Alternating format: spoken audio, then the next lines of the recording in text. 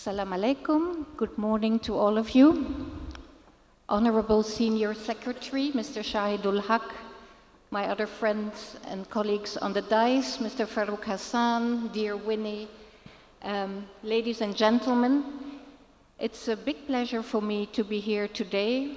I remember when I just arrived to Dhaka almost 2 years ago now, one of the first big events I attended was the Fashionology Summit, which was organized by Masuddin, and it was one of the wonderful events, and I'm so very honored to be requested to speak again today.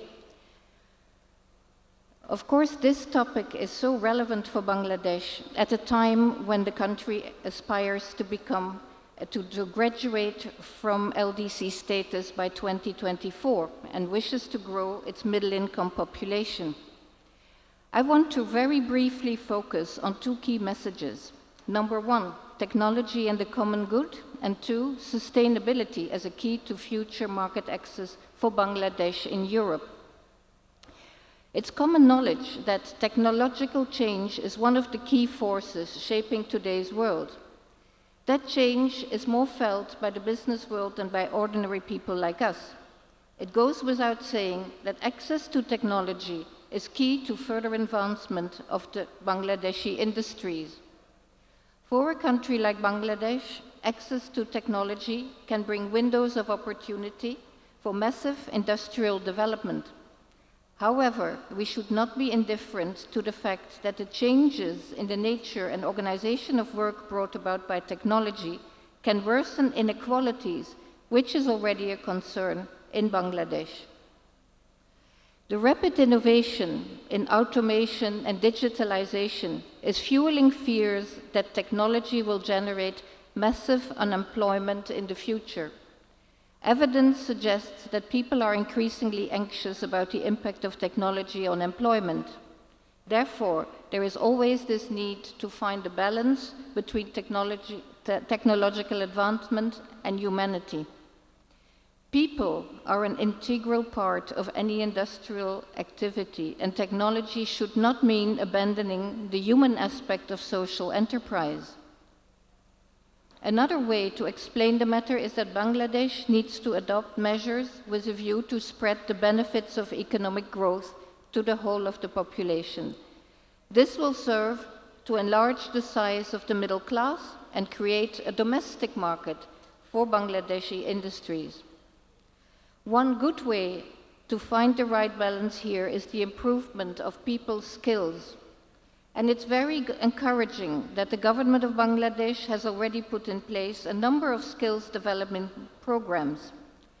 The European Union is also focusing very much on this area and in fact is supporting activities in this respect, notably by giving sector budget support in education, by helping to forge social protection and skills development.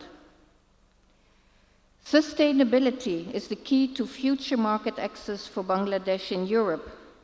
After Bangladesh's graduation from LDC status, continuous market access to the EU market is essential if the current growth in export is to be sustained. At the core of continuity in enjoying unilateral market access to the EU market is sustainability in terms of environmental and labor standards, as my fellow ambassador, Mrs. Winnie, has also pointed out in her speech. I would like to give credits to Bangladesh for being one of the pioneers as far as workplace sustainability is concerned. Bangladesh has made great headway in developing a culture of sustainability in the production process by accepting to improve safety situations in the ready-made garment sector, although some work still remains to be done in this area. However, when it comes to the improvement of labor standards, there is still some miles to go. Bangladesh still has to respect its political commitments under the present EU generalized scheme of preferences, the everything but arms duty-free, quota-free market access regime.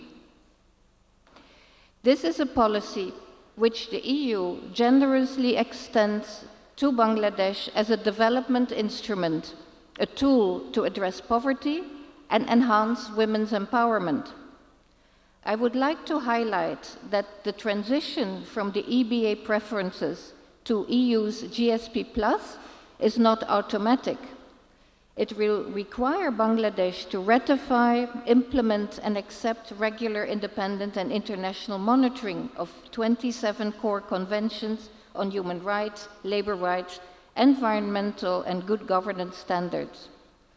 Moreover, to be eligible for GSP Plus, Bangladesh's compliance under the current ABA regime will be high on the agenda in the European Parliament. I would therefore advise business leaders to help the government to align the labor standards fully in line with ILO conventions in both law and practice.